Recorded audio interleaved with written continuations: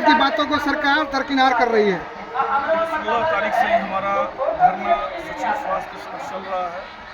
आज 24 और 25 सितंबर को माननीय स्वास्थ्य मंत्री के समक्ष आज हम धरना प्रदर्शन के माध्यम से मांग प्रदर्शन प्रेषित करेंगे और पुनः फिर 26 और 27 को माननीय मुख्यमंत्री के संज्ञान में लाने के लिए धरना प्रदर्शन करेंगे।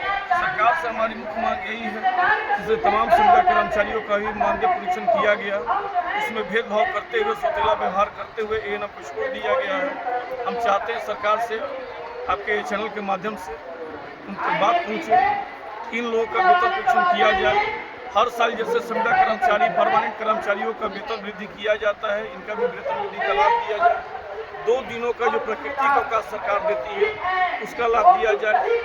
उपार्जित अवकाश, क्षतिपूर्ति अवकाश, चिकित्सीय अवकाश, तमाम अवकाशों का लाभ इनको दिया जाए। साथ ही साथ राज्य स्वास्थ्य समिति के जो संविदा कर्मचारी हैं एएनएम है, उनको 15,000 रुपया से उनका स्टार्टिंग होता है, लेकिन वही बिहार सरकार के जो संविदा एएनएम है मात्र उनको 11,500 रुपया दिया जाता है। राज्य स्वास्थ्य समिति के एएनएम से भी कम। हम सरकार से मांग करते हैं कि कम से कम न्यूनतम वैधानिक मजदूरी 26,000 रुपये का भुगतान किया जाए।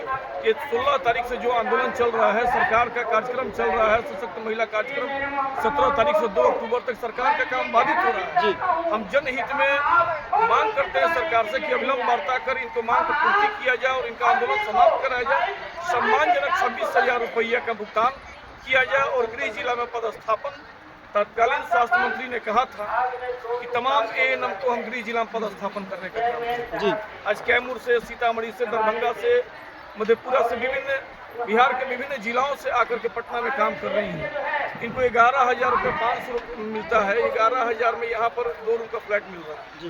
ये कैसे रहेंगी, कैसे खाएंगी? सरकार इस पर ध्यान नहीं दे रही है। हम सरकार को ध्यान आकृष्ट कराना चाहते हैं आपके चैनल के माध्यम से, धरना प्रदर्शन के माध्यम से, कि न्यूनतम वैधानिक मजदूरी हम नहीं करें, सरकार के लिए, भारत सरकार के लिए न्यूनतम वैधानिक मजदूरी 26,000 होना चाहिए। आपने भी देखा होगा कि अखबार में निकला था 2-3 माह पहले, एक दिन का न्यूनतम मजदूरी कुशल मजदूर का 529 रुपया होगा, अति कुशल का 550 रुपया होगा लेबर एक्ट के तहत, लेकिन वो भी इनको सरकार भुगतान नहीं कर रही है।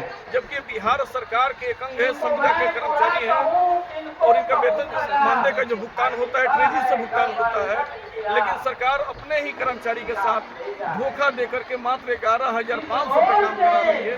अल्प मानदेय पर हम सरकार से पुनः मांग करना चाहते हैं कि उनको 26,000 का भुगतान करें।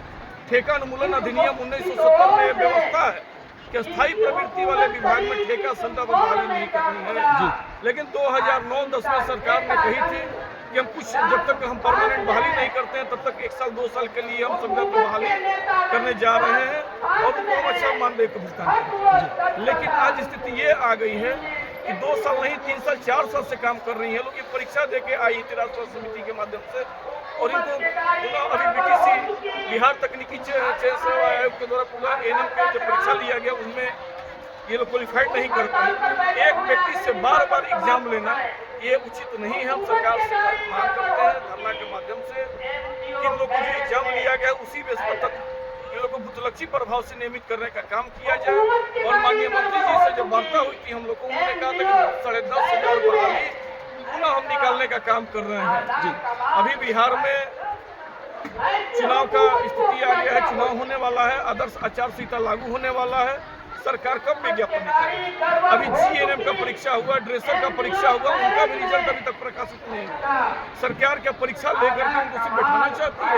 रिजल्ट प्रकाशित करावे, चुनाव रिजल्ट प्रकाशित कराने के बाद उनको नियुक्त करे, पदस्थापन करे, ये लेकिन सरकार अभी धीमी गति में चली। सरकार चुनावी मोड में आ गई है।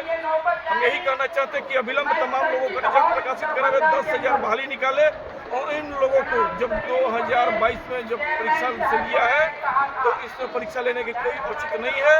मेरिट के आधार पर, कार्य दक्षता के आधार पर इनका बुतलक्षी प्रभाव से नियमित करने का सरकार काम करे, अन्यथा बात होकर के हम अनिश्चितकालीन हड़ताल जैसे भी कार्रवाई कर सकते हैं, जिसकी सारी जवाबदेही बिहार सरकार स्वास्थ्य प्रशासन करेगी।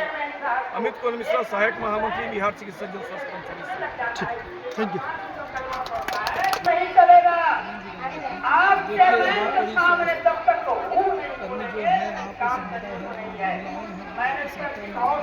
क्या मांग के लेकर बैठी है, बोलिए, बताइए।